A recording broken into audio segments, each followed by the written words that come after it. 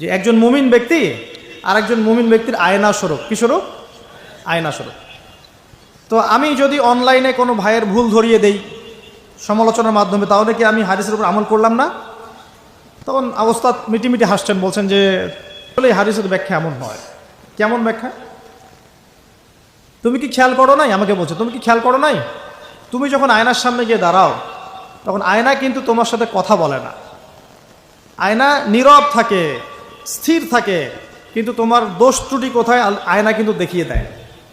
মনে করেন, বুঝাচ্ছি, মনে করেন আপনার গাল কেটে গেছে, আপনি আয়নার সামনে দাঁড়িয়েছেন, আয়না কিন্তু আপনাকে বলে দিবে না এই যে তোমার গাল কাটা, চুপচাপ থাকবে, আয়না দেখিয়ে দিবে আপনার ভুলটা কোথায়। তো তিনি আমাকে হাদিসের ব্যাখ্যা শিখাচ্ছেন, একজন মুমিন ভাই যদি কোনো ভুলের উপর থাকে, তুমি সঠিকটা আমল করে ওর সামনে দাঁড়িয়ে দেখিয়ে দিবে যেটা সঠিক।